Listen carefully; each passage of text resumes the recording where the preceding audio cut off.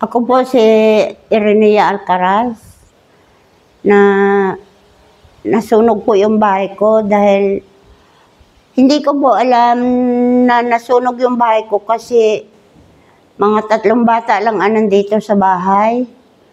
At ako ay nag-meeting sa senior citizen.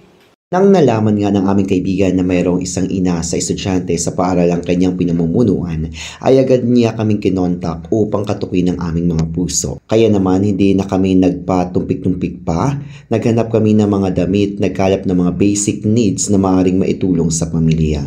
Nang magkaroon na nga ng pagkakataon, tinungo na namin ang bahay ni nanay at amin siyang natagpuan sa evacuation center ng Barangay Wegan, Mansalay, at ito'y matatagpuan sa Sitio Oraray na nasabing barangay. Pagdating namin dito ay agad naming inabot ang tulong na aming pinagsama-sama. Kaya po kami po ay nagpunang tulong para maibigay po ito. Ito po ay gamit ng mga bata. Tapos, ito po ay maagang panunsibena. Meron diyang mga spaghetti. Ano ba ito naman? Ayun, syempre ito po. Ito naman po gamit pa rin po ito sa inyo. Ayan po, bukod po dito, meron din po kami tulong na kung saan ay amin pong pinagkaisahan na mapuno po ito. Ayan. Ito po ay cash. Kaya kami po ay narito para tiyak dito. Sana po kahit papaano ay makatulong ayan, sa inyong pangangailangan sa pang-araw-araw. For the meantime po, no? Ayan, yun po lang salamat. At sana, no?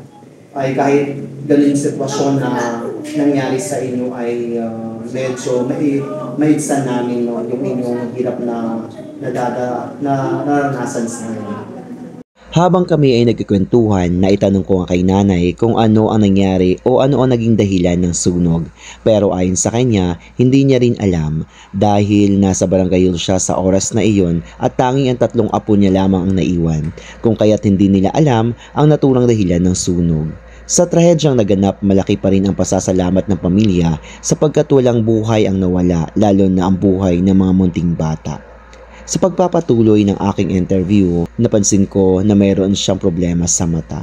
Pero ayon sa kanya, ito daw ay inborn simula nang siya'y isinilang at ang masaklap pa dito, iniwan siya ng kanyang mga magulang. Sa pagtatapos ng aking interview sa kanya, meron siyang mensahe sa mga makakapanood ng video ito. Kung kayo man po ay may naawa kayo sa isang tao o may puso, sana po tulungan din ninyo ako na maitayo yung panibago kong bahay. Marami pong salamat.